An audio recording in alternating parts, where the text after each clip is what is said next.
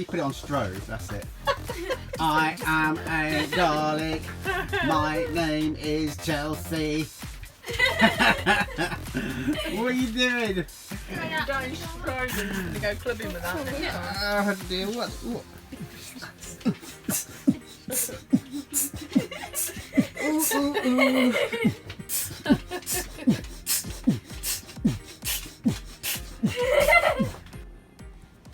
Hello people, we're doing some more DIY today, and one of the jobs that we're doing is dog control, because as you know we've got Marley, Buster and Poppy, and they do tend to sort of dominate the space sometimes.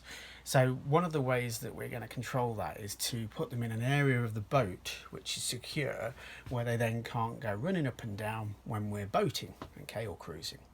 So what Bridget managed to find was some child gates, safety gates, that are actually wooden, which is quite a nice touch, because normally they're metal, plastic coated, powder coated or whatever. So we've got a couple of sets of these gates, and we're going to sort of cordon off the kitchen area so they can stay in the kitchen. So the kitchen lends itself to this, and I'll just show you what I mean by that. So here's our kitchen space. And that's down that end of the boat, and then obviously that goes down to the other end of the boat. So if we put a door gate there that matches this gate here, which is one I've, on the amazing magic of television, here's one I made earlier, and we've basically modified it a little bit. We've had to chop some wood off, but of course with it being wood, it worked quite well. So we just trimmed the pieces down here, because this is obviously narrower than a normal domestic door, and fitted it. Now, like all good things, it does rattle a little bit, but that, I think that's part of the way it's manufactured. It actually is fitted properly, and you just press this button down here and lift it up, there we go, and then the gate holds around there. So what will happen is we can pin the dogs in this space when we're cruising, and also we put a little a hook and eye on there as well, like so, just to keep that gate in the water when we're not using it. So this is the second one I'm working on right now, and we're going to fit it probably just about here somewhere to come across here, and then this will be the space along here and here for where the three dogs can sit with their blanket and everything. So pretty nifty find there from Bridget, and so that's pretty handy. So we'll catch you later. And there we have it, one kitchen control gate system that keeps the dogs in, but also part of my master plan was also to keep Bridget in the kitchen as well. So they're both on there, and I just got one of these latches to fit on just to hold that one back, but yeah, all is good. Very happy, and I'm sure the dogs will. Okay, so we're going to do our first load of washing, and we want to be sort of friendly to the environment as much as possible whilst on the boat. So that involves trying to see how these new products work out for you know, dispersing into the river and not actually hurting the environment. So we found this at Dunelm, an Eco Egg laundry egg. Now I haven't opened this up yet, so bear with me, but it's like an egg basically, and it's got vents on the side of it, slits, and then you can get these refills as well, okay, and it says there, look, laundry egg refill pellets, 54 washes, and it comes with enough to do 210 washes. So not only is it supposedly super friendly to the environment, but it also saves you a ton of money as well. I don't know, I should have remembered what price we paid for this. I think it was something like, I don't know, £5 or something like that, and the refills I think were about 3 or 4 quid, something like that. So yeah, it's all there, so check it out, see what you think, but we'll give it a go anyway, and we'll let you know how we get on. I'll start doing this in a second. I'll show you the pellets and stuff in a second. What are you doing now, Mark? Sorry, babe? What are you doing now, Mark? We're basically creating just a feature, but at the same time a useful feature. So what we're going to do is we've got the sideboard of the kitchen here, which is currently covered in our materials and tools and stuff. But to give it a bit of a border, we're going to create a sort of copper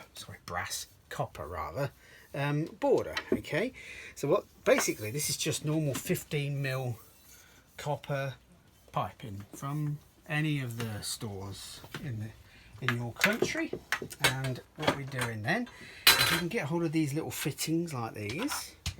Okay, and they screw onto there like so.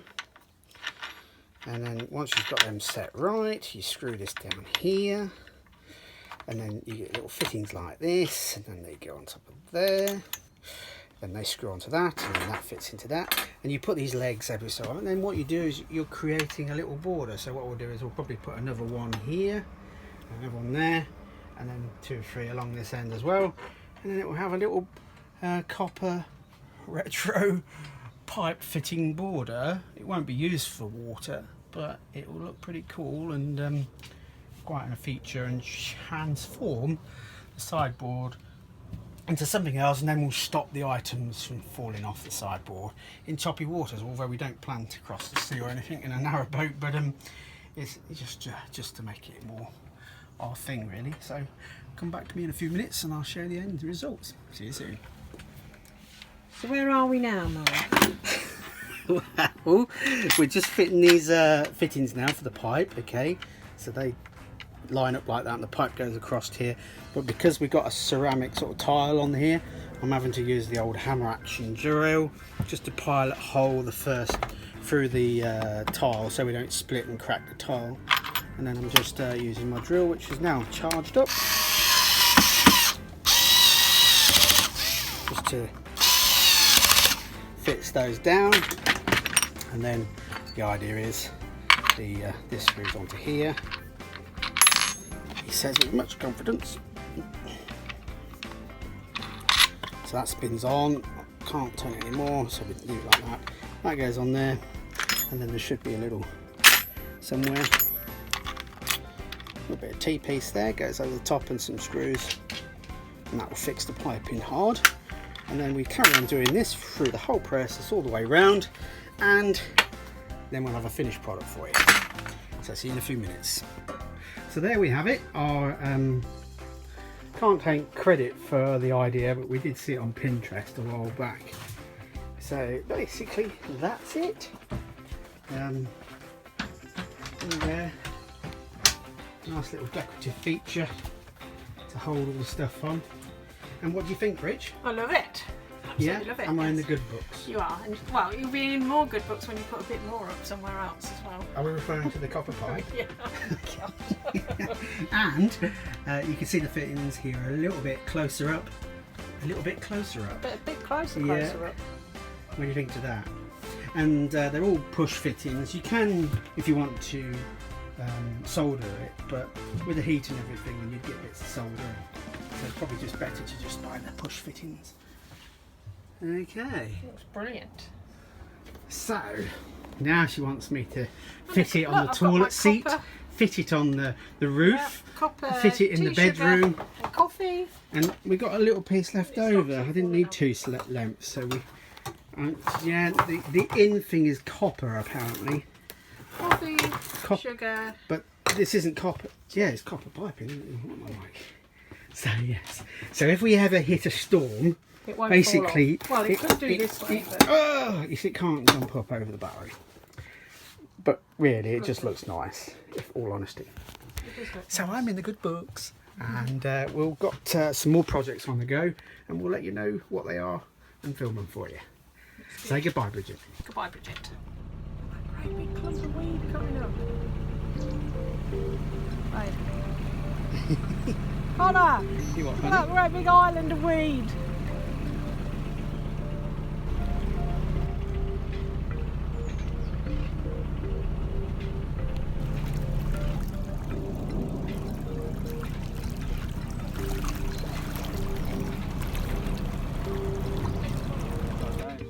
We're about to find out.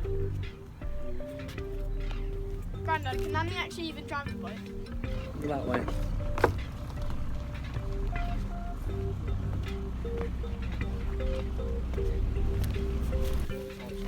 Go on, Dane. 250 quid, I'll share it with you. We'll try putting it over that wood.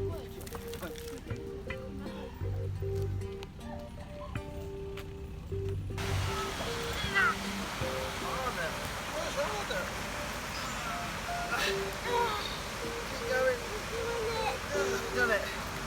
You done it? Yeah. Was that hard work? Yeah, it was, weren't it? What do you think of the show so far, Dane? Huh? What do you think of the show so far? Will you stand by me? Corner of the doublet was a really great move because he missed the fairway. There was no way his partner could reach the green. But what he didn't do, he nailed it so naturally. He did indeed. Well, this is what I love about boat life. You turn up on your boat after being away for a couple of days, and your neighbour, lovely Annie, says, if you pass me a couple of plates, I'll plate you up a couple of dinners for you. No, it's And amazing. so, what we got, Bridget, it's Highland beef. Highland beef, creamed spinach with jacket potato. It's amazing. I know, and I've got the same here.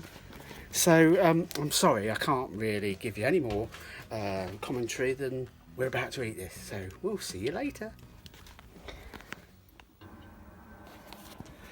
Hello people, today I'm going to attempt to sort out the batteries. Now we've got 6 leisure batteries on here at 115 amps per battery, and what we're going to do now is we're going to check the levels of the battery, clean up the terminals, apply some copper grease, and then I'm also going to run my charger as well, which is a Pro Charger. It has a program called where is it?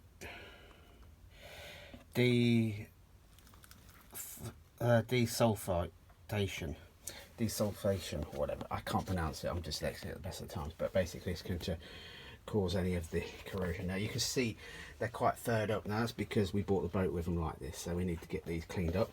We'll clean the terminals up of this gunk, put some copper grease on them, and also top up the levels, because these are traditional lead acid flooded batteries. Okay, and then there's a couple under here as well that I need to do, and then rewire them back together, and then we'll go through the charging process. So what I've got to do now is I've now got the first battery out, and we're going to clean up the terminals. I've started doing it. What you're going to do is just get a wire brush on it, clean all the grit and dirt that's formed on it, give it a blow, and that's terminals cleaned up now. I'm going to do the same to this one. Now obviously be careful you don't short across to any surfaces when you've got a wire brush. That's why I've removed the battery from the compartment completely.